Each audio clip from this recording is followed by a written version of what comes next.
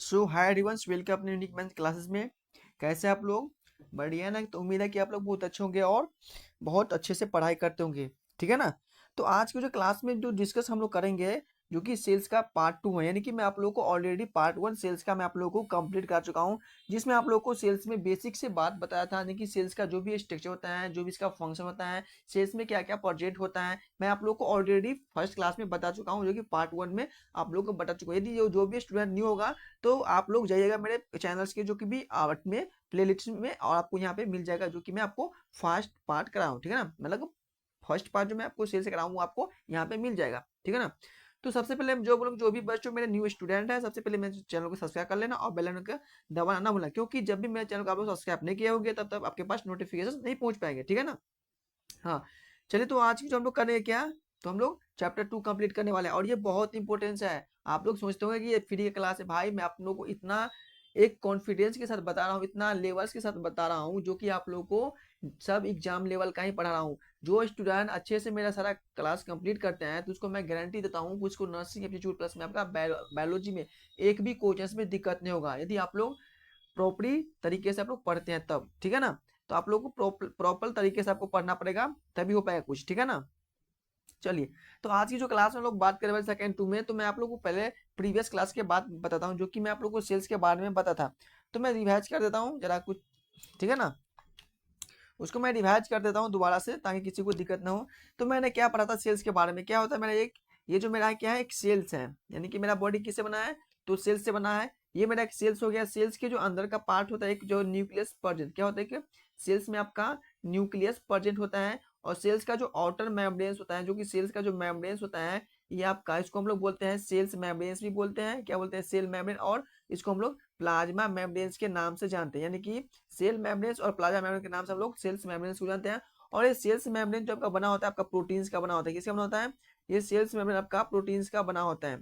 ठीक है ना? इतना तक क्लियर? इसके बाद मैं बताया कि सेल्स में क्या होता है, सेल्स के जो अंदर में होता है, जो कि साइटोप्लाज्मा, क्या होता है, साइटोप्लाज्मा। साइटोप्लाज्मा का काम क्या होता है, ये आपको जो है वो जेली टाइप होता है, यानी कि जितना भी आपका ऑर्गन्स होता है, जितना भी सेल्स में जो भी डीएनए, आरएनए, आपका जो एंडोप्लाज्मिक रेटिकुलम्स हो जाएगा, आपका जो हो गया लाइसोसोम हो जाएगा, जितना भी सब प्रेजेंट होता है आपका साइटोप्लाज्मा के अंदर में, वो प्रेजेंट होता है सारा चीज। क्यों?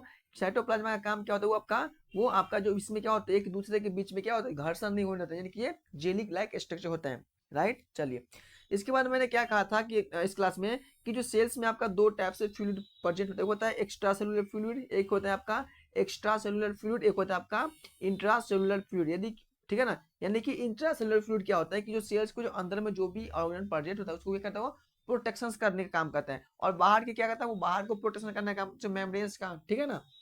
ये था मैंने सेल्स के। सेल्स में क्या क्या पता है, इसमें आपका डीएनए होता है, सेल्स में आपका डीएनए प्रेजेंट होता है, इसमें आपका आरएनए प्रेजेंट होता है, इसमें आपका माइटोकॉन्ड्रिया प्रेजेंट होता है, माइटोकॉन्ड्रिया। इसमें क्या होता है, राइबोसोम प्रेजेंट होता है, इसके बाद इसमें लाइसोसोम प्रेजेंट होता है। यानी कि ये सब जितना भी मैं आप लोग को बताया था, सब मैं आप लोग को सेल्स के बारे में ही बताया था, जो कि आप लोग को अच्छे से क्लियर होगा, क्योंकि मैं फर्स्ट क्लास में ऑटोमेटिक डिस्कस कर चुका हूँ सारा एक एक टॉपिक पे। ठीक है ना? तो जो मेरे जो आपका जो लास्ट जो क्लास रहा था मेरा, आपका लाइसोजाइम पर, कहाँ पर था, लाइसोजाइम पे। तो आज हम लोग लाइसोजाइम के बारे में यहाँ से स्टार्ट करता हूँ क्लास। ठीक है ना? तो आप लोगों को पता होगा कि जो आप लोगों को बताया था कि जो लाइसोजाइम के बारे में, इसका बहुत इंटरेस्टिंग कहानी होता है। देखिए, लाइसोजाइम का हो बहुत इंटरेस्टिंग कहानी है भाई, बहुत इंटरेस्टिंग। लिखिए लाइसोजाइम, लाइसो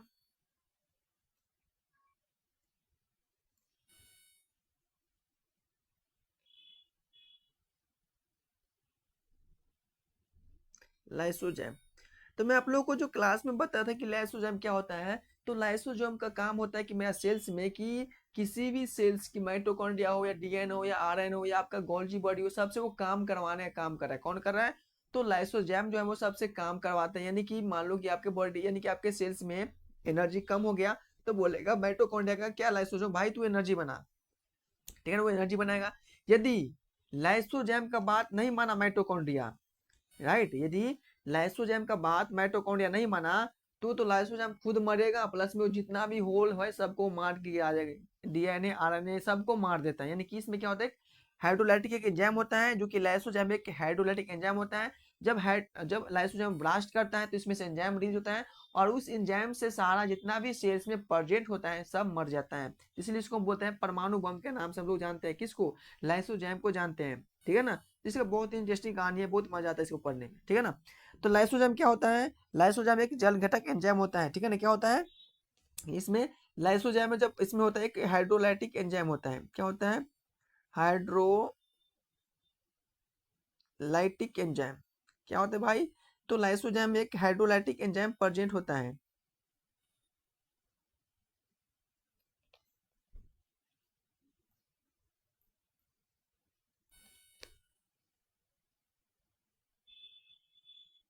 इसमें हाइड्रोलाइटिक एंजाइम प्रेजेंट होता है। वही जब लाइसोजाइम ब्लास्ट करेगा तो वो एंजाइम क्या होता है आपका रिलीज हो, यानी कि वो एंजाइम पूरे सेल्स में क्या हो जाएगा, छीट मतलब पूरे सेल्स को कवर कर लेगा, जिससे जितना भी सेल्स में प्रेजेंट होगा जो भी ऑर्गेनिक सब इसको मार गिराता है। इसलिए लाइसोजाइम को कोई छेड़ता नहीं है सेल्स में भाई, बहुत डेंजरस होता है लाइसोजाइम, ठीक है ना। चलिए नेक्स्ट, इसके बाद मैं बात करता हूँ कि जो इसमें प्रोटोप्लाज्मा जो होता है आपका, ये प्रोटोप्लाज्मा सेल्स में क्या करता है, सेल्स में प्रोटोप्लाज्मा का वर्क क्या होता है भाई, प्रोटोप्लाज्मा का जो सेल्स में वर्क होता है, प्रोटोप्लाज्मा यानी कि प्रोटोप्लाज्मा का जो सेल्स में वर्क है, ये क्या करता है आपका, ये एक वैरियर का काम कर रहा है, यानी कि प्रोटोप्लाज्मा सेल्स में क्या कर रहा है, एक वैरियर का काम कर रहा है, यानी कि वैरियर समझते हो ना, यानी कि ये मान लो कि एक सेल्स है और ये एक दूसरा सेल्स है, तो ये दोनों के बीच में क्या एक वैरियर काम कर रहा है, कौन, तो प्रोटोप्लाज्मा काम कर रहे हैं, ठीक है ना। चलिए नेक्स्ट मैं बात करता हूँ कि जो कोशिका होता है, वो कोशिका जो कि कोशिका झिल्ली जिसको बोलते हैं हम लोग, सेल्स मेम्ब्रेन क्या बोलते हैं, सेल्स मेम्ब्रेन को हम लोग कोशिका एक झिल्ली होती है, वो कोशिका झिल्ली क्या होता है आपका, सेमी परमेबल, यानी कि कोशिका झिल्ली क्या होता है आपका, लिख लीजिए, सेल मेम्ब्रेन क्या होता है आपका, सेमी पर सेमी परमिएबल मेम्ब्रेन्स कौन होता है आपका, सेल्स मेम्ब्रेन्स होता है। समझ में आ गया, ये था लाइसोजाइम का जो भी थोड़ा मोड़ा छोटा सा सेल्स में मैं आपका इसमें इंक्लूड कर दिया हूँ, ठीक है ना, सब इसमें इंक्लूड कर दिया हूँ। अब मैं बात करता हूँ सेल्स के बारे में, जो कि एक होता है वायरस, आप लोग वायरस के बारे में पता होगा कि जिसको हम देख सकते हैं, जिसको हम देख सकते हैं उसमें कौन सा, उसमें यूकैरियोटिक सेल होता है, यानी कि जिस भी पदार्थ को हम लोग देखते हैं उसमें यूकैरियोटिक सेल्स प्रेजेंट होता है, और जिसको हम लोग नहीं देख सकते हैं उसमें प्रोकैरियोटिक सेल होता है। देख मैं आप एक वायरस की बात करता हूँ, जैसे कि मान लीजिए एक वायरस है, वायरस मेरा दो टाइप्स का होता है, कितना होता है भाई, वायरस जो होता है आपका दो टाइप से होता है, एक जो होता है जिसको हम लोग देख सकते हैं, यानी कि जो विजिबल्स होता है, ये अच्छे से मतलब विजिबल्स नहीं है कलर्स, ठीक है ना, एक कलर को हटा ही देते हैं। चलिए देखिए, वायरस जो आपका होता है वो दो टाइप्स होता है, कितने टाइप्स का होता है वायरस आपका, दो टाइप्स का होता है, एक जिसको हम लोग देख सकते हैं, जिसको हम लोग देख सकते हैं वो उसको बोलते हैं हम लोग प्रोकैरियोटिक, प्रोकैरियोटिक होता है जिसको हम लोग देख नहीं सकते हैं,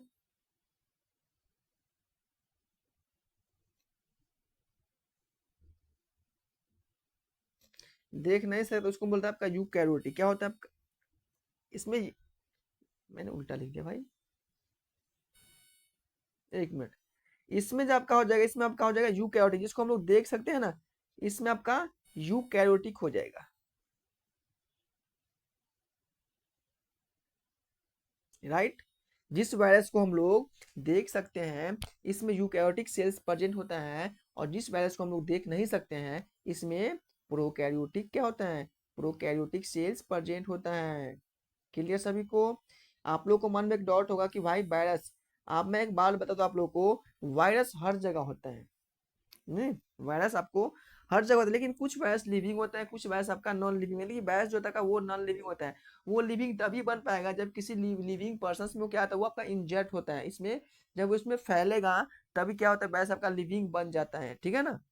मोस्टली में बात तो वायरस नॉन लिविंग होता है, जब ये मोस्टली देख, जब भी वायरस किसी दूसरे मतलब जो लिविंग पर्सन में इसमें इन्वॉल्व होता है, इसमें जो अंदर पहुंचता है, तब वायरस आपका लिविंग होता है, जिससे क्या होता है आपका एक से दूसरे पे क्या होता है आपका वो मतलब वायरस मतलब फैलने लगता है, जिससे क्या होता है आपका, जिसको बोलते हैं ना लिविंग वायरस बोलते हैं। लेकिन मैं यहाँ पे बात करूँ कि वायरस को, तो वायरस आपको दो टाइप्स के देखते हैं, एक होता है आपका यूकैरियोटिक वायरस, एक होता है प्रोकैरियोटिक वायरस। यूकैरियोटिक में जिस वायरस को हम लोग देख सकते हैं, जिस सेल्स को हम लोग देख सकते हैं, वो सेल्स आपका यूकैरियोटिक होता है। जिस सेल्स को हम लोग देख नहीं सकते हैं उसको बोलते हैं हम लोग प्रोकैरियोटिक सेल्स बोलते हैं, ठीक है ना। रहे बात मैं एनिमल सेल प्लांट सेल के दिए बात करूँ, दोनों में कंपेयर करूँ, तो आपको पता होगा कि जो एनिमल्स का जो सेल्स होता है क्या होता है, एनिमल्स के सेल में सीलिया होता है, फ्लैजिला होता है, क्या होता है, लाइसोजैम होता है, प्लस में राउंडेड होता है। कौन का, किसका सेल, तो एनिमल्स का सेल्स। यदि मैं प्लांट का सेल्स में बात करूँ, प्लांट के सेल्स में क्या होता है, सेल वॉल होता है, इसमें प्लास्टिक प्रोजेक्ट होता है, इसमें क्लोरोप्लास्ट इसमें क्या होता है ना, प्रोजेक्ट होता है, किसमें, प्लाज्मा सेल्स में। प्लाज्मा का सेल्स बात करता हूँ, सॉरी प्लांट का सेल्स, उसमें प्लांट का जो सेल्स होता है वो आपका चकोर मतलब चकोर होता है, क्या होता है आपका, 4 फुट होता है, ठीक है ना। तो लिखिए आपका एनिमल सेल और प्लांट सेल में कंपेयर कीजिए, एनिमल सेल, एनिमल सेल और प्लांट सेल।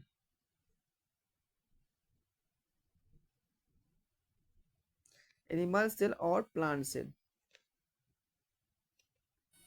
तो एनिमल सेल क्या होता है, एनिमल्स में आपका सीलिया प्रेजेंट होता है, एनिमल सेल में सीलिया होता है, और क्या होता है इसमें, फ्लैजिला होता है।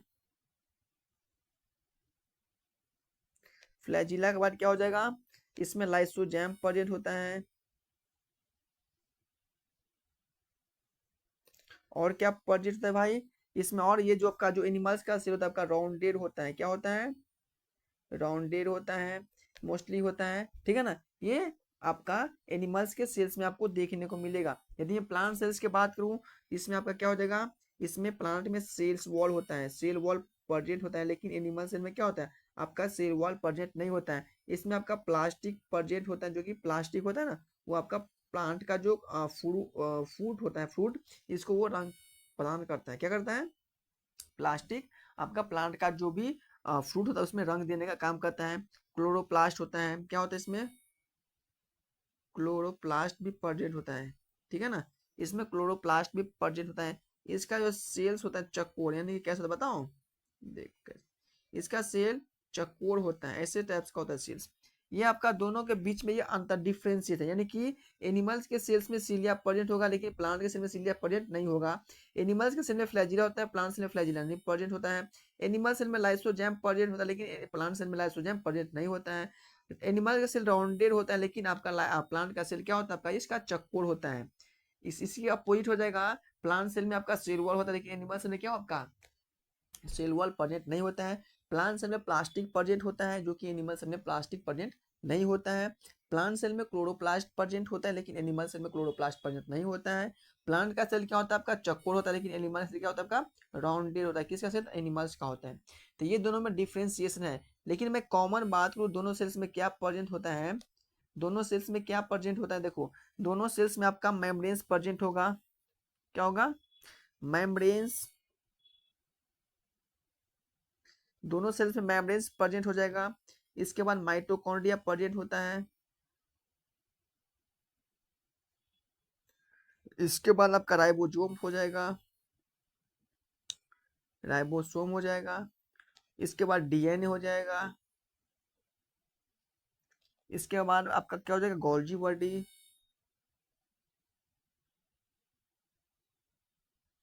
और क्या हो जाएगा आपका, एंडोप्लाज्मिक रेटिकुलम।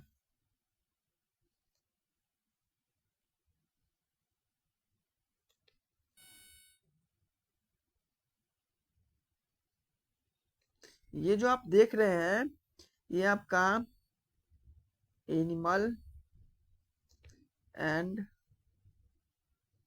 प्लांट क्या होगा, ये बहुत सेल में क्या होता है आपका, प्रेजेंट होता है, राइट। यानी कि आपका ये एनिमल सेल में प्रेजेंट होगा, प्लस में आपका प्लांट सेल में प्रेजेंट होगा। कौन कौन था, तो membrane, cell membranes, mitochondria, ribosomes, DNA, Golgi body और एंडोप्लाज्मिक रेटिकुलम्स, ये आपका दोनों सेल में प्रेजेंट होता है। लेकिन दोनों सेल में डिफरेंस क्या होता है, तो मैं आप लोग को डिफरेंस और मैं आपके यहाँ पे बता ही चुका हूँ, ठीक है ना, डिफरेंशिएट कर ही दिया हूँ, ठीक है ना। चलिए नेक्स्ट मैं बात करूंगा किसके बारे में बताओ। तो आप लोग समझते हो कि प्रोकैरियोटिक यूकैरियोटिक के बारे में। तो प्रोकैरियोटिक क्या होता है, प्रोकैरियोटिक में आपका फ्लैजिला प्रेजेंट होगा, लेकिन इसमें सीलिया होता है। सीलिया क्या कहता है प्रोकैरियोटिक में? यदि मैं प्रोकैरियोटिक और यूकैरियोटिक सेल्स की बात करूं तो चलिए प्रोकैरियोटिक लिखिए और यूकैरियोटिक लिखिए।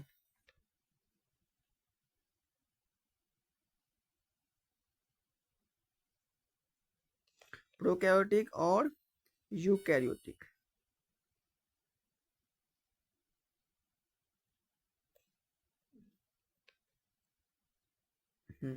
देखिए, मैं बात करूं प्रोकैरियोटिक में तो प्रोकैरियोटिक की सेल्स देखो कैसा होता है। ये आपका प्रोकैरियोटिक का सेल्स हो गया, राउंड नहीं होता है सेल्स, थोड़ा बहुत इस टाइप होता है प्रोकैरियोटिक का सेल्स। इसके बीच में ये आपका हो गया न्यूक्लियस, इसका ये न्यूक्लियस हो गया। उसके बीच में क्या हो जाएगा आपका, इसमें ये फ्लैजिला इसको बोलते हैं। ये आपका प्रोकैरियोटिक का सेल्स। ये जो आपका क्या है, ये आपका फ्लैजिला है। ये आपका फ्लैजिला है। क्या है? ये आपका ये प्रोकैरियोटिक का सेल्स होता है, ठीक है ना। तो प्रोकैरियोटिक सेल्स में क्या क्या प्रेजेंट है? इसमें सीलिया प्रेजेंट होता है, जो हेल्प क्या करता है, हेल्प क्या करता है फूड को स्टोर करने में। फूड को स्टोर करने में प्लस में मूवमेंट, यानी कि प्रोकैरियोटिक में क्या होता है आपका सीलिया प्रेजेंट होता है, फ्लैजिला। जो फ्लैजिला क्या करता है आपका, वो आपका जो सीलिया जो हेल्प करता है आपका फूड को क्या करता है स्टोर करने में हेल्प करता है, प्लस में जो सेल्स को मूवमेंट करने में कौन हेल्प करता है आपका, सीलिया हेल्प करता है। इसमें क्या होता है, इसमें no involve nucleus, no involve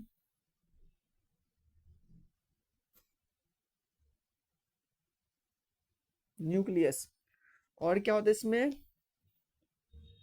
इसमें क्या होता है, इसमें O2 का O2 क्या होता है, प्रोटोप्लाज्मा होता है। इसमें O2 होता है प्रेजेंट होता है प्रोटोप्लाज्मा, इसमें रिस्पिरेशन करता है। इसमें O2 क्या होता है, प्रेजेंट होता है, लेकिन प्रोटोप्लाज्मा रिस्पिरेशन करता है। और इसमें राइबोसोम क्या होता है,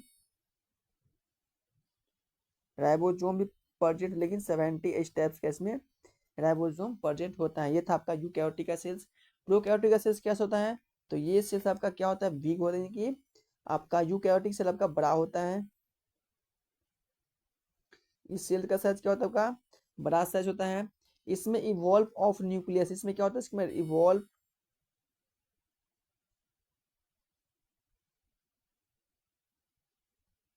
न्यूक्लियस। इसमें O2 का जो रिस्पायरेशन हो रहा है, इसमें इसमें लाइस यूकैरियोटिक सेल्स में जो आपका रिस्पायरेशन हो रहा है, जो ऑक्सीजन का रिस्पायरेशन कर रहा है, ये आपका माइटोकॉन्ड्रिया में होता है। माइटोकॉन्ड्रिया में आपका O2 का रिस्पायरेशन कर रहा है। और इसमें जो राइबोसोम प्रेजेंट होता है, राइबोसोम जो प्रेजेंट होता है 80 स्टेप्स का, 80 स्टेप का इसमें राइबोसोम प्रेजेंट होता है। तो ये था आपका प्रोकैरियोटिक यूकैरियोटिक। प्रोकैरियोटिक सेल्स में क्या होता है, इसमें O2 का जो रिस्पायरेशन हो रहा है प्रोकैरियोटिक सेल्स में कौन कर रहा है, प्रोकैरियोटिक सेल में O2 का रिस्पायरेशन आपका प्रोटोप्लाज्मा कर रहे हैं। और जो यूकैरियोटिक सेल्स है, जो हम लोग का सेल्स यूकैरियोटिक हम लोग है ना, जो हम लोग का सेल्स में यानी कि माइटोकॉन्ड्रिया में क्या होता है आपका O2 का रिस्पायरेशन। देखिए कितना इंपॉर्टेंट बात है, ठीक है ना। कहाँ होता है, तो माइटोकॉन्ड्रिया में होता है आपका यूकैरियोटिक सेल्स में रिस्पायरेशन। और मैं जो यूकैरियोटिक सेल होता है इसमें 80 स्टेप का राइबोसोम प्रेजेंट होता है। जो प्रोकैरियोटिक सेल्स होता है इसमें 70 स्टेप का इसमें राइबोसोम प्रेजेंट होता है, ठीक है ना। चलिए नेक्स्ट देखिए क्या है। नेक्स्ट में बात करता हूँ कि स्प्लीन्स। स्प्लीन्स होता है क्या है, तो स्प्लीन्स होता है which is called the blood bank, यानी कि spleens is the called blood bank.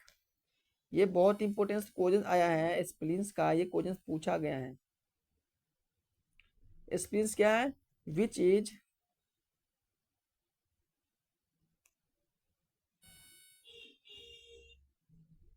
which is called the blood bank।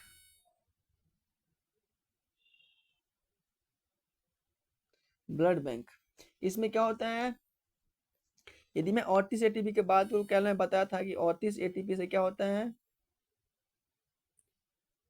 ATP से 1 ग्लूकोज बनेगा। 1 ग्लूकोज से 4/2 KCl आपका एनर्जी आपके बॉडी में बनता है, ठीक है ना। और यदि मैं बात करूं तो 20 राइबोसोम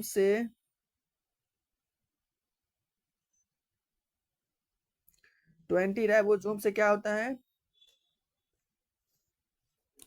20 राइबोसोम्स जो होता है वो आपका कंबाइंड होके आपका वन प्रोटीन्स बनाता है। क्या होता है, आपका जब 20 राइबोसोम कंबाइंड होता है तो आपका वन प्रोटीन्स बनता है। क्लियर, बताइए। तो 10 राइबोसोम होता है, वो 10 राइबोसोम कहाँ से होता है भाई, 10 राइबोसोम जो होता है मेरा बॉडी फॉर्मेशन करता है, बॉडी फॉर्मेशन कर रहे हैं आपका 10 राइबोसोम का। और 10 राइबोसोम जो होता है आपका फूड से मिलता है, फूड से मिलता है, जब हम लोग फूड खाते हैं ना उससे 10 राइबोसोम मिलता है। जब वो 20 राइबोसोम कंबाइंड होता है तो इससे आपका वन प्रोटीन्स का फॉर्मेशन होता है, ठीक है ना। इसका ये स्टेटमेंट था, ठीक है ना। जैसे कि मैंने प्लांट्स में आपको बताया था कि प्लास्टिक के बारे में, तो देखिए प्लास्टिक क्या होता है, प्लास्टिक प्लास्टिक आपका जो होता है वो प्लांट का सेल है, जो कि क्रोमोप्लास्ट, क्लोरोप्लास्ट और ल्यूकोप्लास्ट, यानी कि जो प्लास्टिक जो है ये आपका प्लांट का क्या है, सेल है, सेल ऑफ प्लांट। ये प्लांट का क्या है, सेल है, जिसमें कौन कौन सा हो जाएगा, एक तो आपका हो जाएगा, एक तो हो जाएगा आपका क्लोरोप्लास्ट, सेकेंड हो जाएगा क्रोमोप्लास्ट, क्रोमोप्लास्ट, और लास्ट आपका हो जाएगा ल्यूकोप्लास्ट। ल्यूकोप्लास्ट यानी कि जो सेल्स होता है, जो सेल्स प्लांट सेल में प्लास्टिक प्रेजेंट होता है, इसमें प्लास्टिक 3 टाइप्स होता है, एक होता है क्लोरोप्लास्ट, क्रोमोप्लास्ट और आप एक होता है आपका ल्यूकोप्लास्ट। यदि मैं सबका फंक्शंस के बात करूँ, अलग अलग फंक्शंस के बारे में, तो ल्यूकोप्लास्ट क्या होता है, ल्यूकोप्लास्ट जो होता है आपका, ल्यूकोप्लास्ट आपका कलर देता है, कलरलेस होता है। ल्यूकोप्लास्ट क्या होता है आपका, कलरलेस होता है। क्रोमोप्लास्ट क्या होता है, क्लोरोप्लास्ट, तो क्लोरोप्लास्ट जो था वो ग्रीन कलर्स का होता है।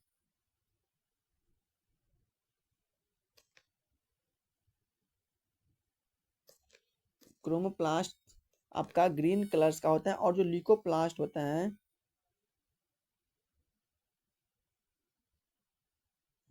ये आपका क्या होता है, वो आपका जो फूड होता है, यानी कि फ्रूट, इसको कलर देता है।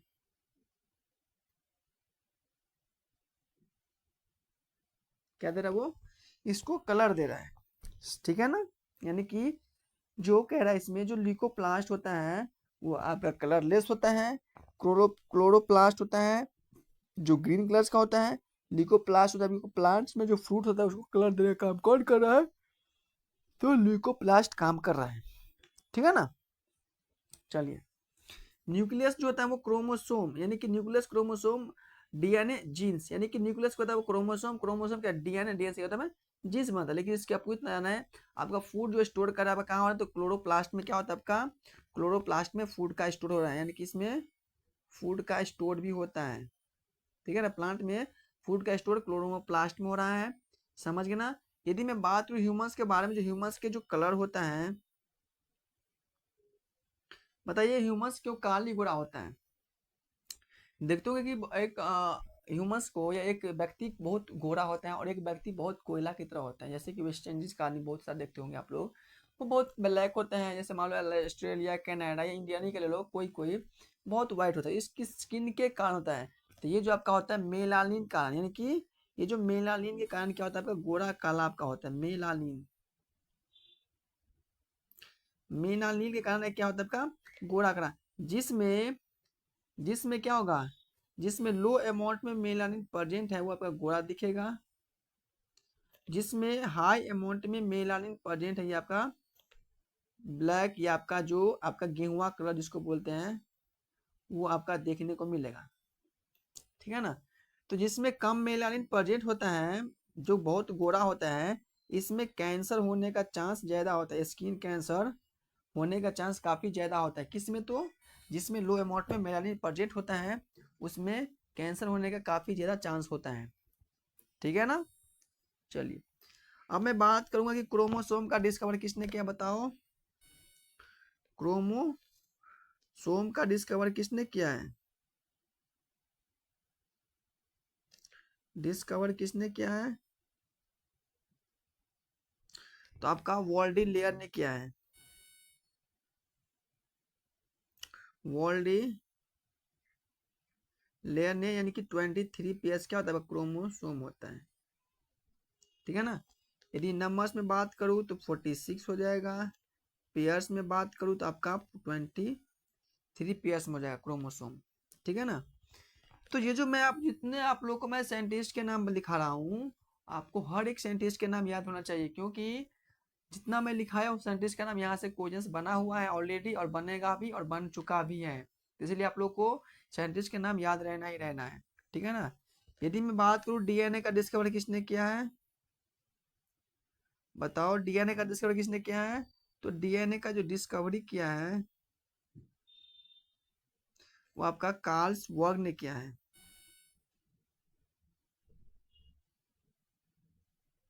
कार्ल्स वर्ग ने आपका डीएनए का डिस्कवरी किया है। डीएनए का डिजाइन किसने किया है?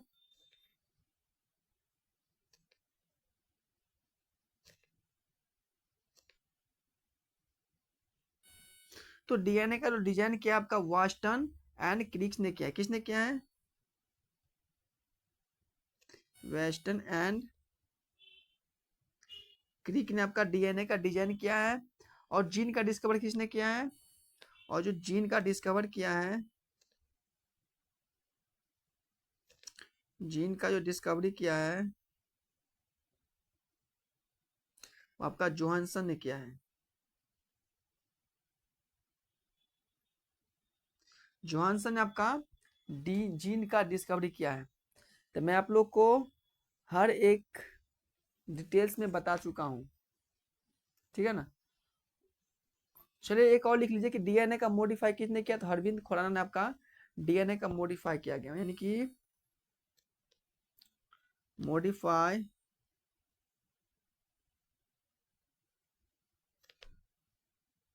Of DNA.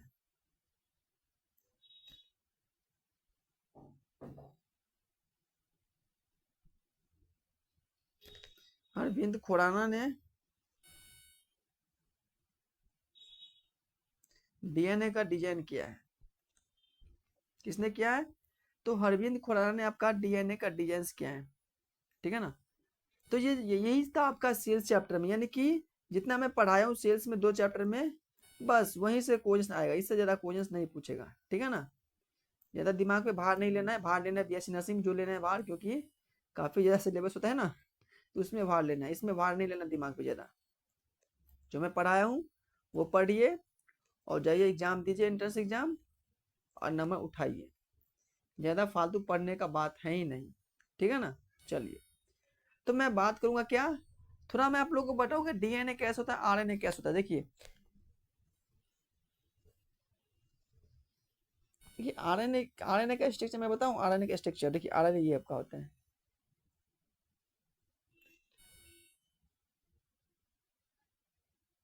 ये आपका आरएनए है, क्या ये आपका आरएनए है।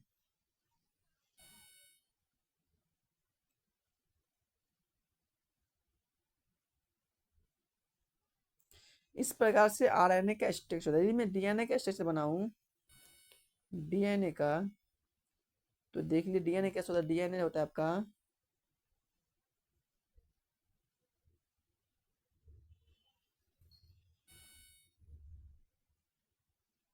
ये आपका है डीएनए,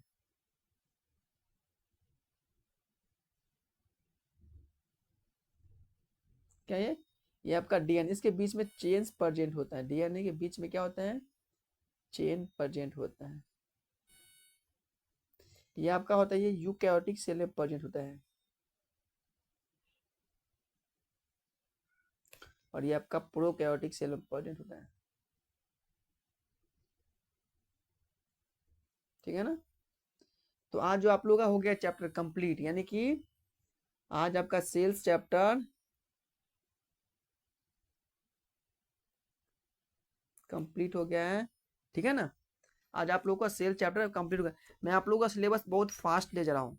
मैं एक भी सिलेबस बाहर से नहीं पढ़ाऊंगा। जो आपका एबीपी एमयू का एग्जाम का जो सिलेबस है, मैं आपको वही सिलेबस पूरा पढ़ाऊंगा और एक्यूरेट पढ़ाऊंगा, और मैं 100% बोलता हूँ कि यहीं से क्वेश्चन आएगा, हर क्वेश्चन आएगा। ठीक है ना। आप लोग को जो मैं पढ़ा वही पढ़ना है। तो ठीक है ना।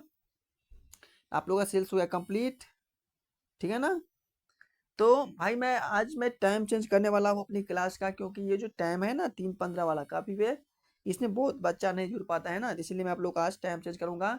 जो कि आप लोग का जो टाइम रहने वाला है 5:15 से, यानी कि सॉरी 6:15, यानी कि आपका जो क्लास का जो डेली स्टार्ट हो जाए कब से, तो 6:15 से आपका डेली क्लास स्टार्ट होगा कब, तो शाम में, यानी कि पीएम। ठीक है ना। आपका रोज क्लास कब स्टार्ट होगा, 6:15 से आपका डेली क्लास स्टार्ट होगा। ठीक है ना। कल से आपका 6:15 से आपका क्लास डेली रहेगा। ठीक है ना। चलिए। ठीक है ना बच्चों, तो मिलते हैं नेक्स्ट क्लास में, तब तक के लिए bye bye, tata, take care. Okay, पढ़ाई पे ध्यान दो और नोट्स बनाइए। मिलते हैं नेक्स्ट क्लास में। ठीक है। चलिए।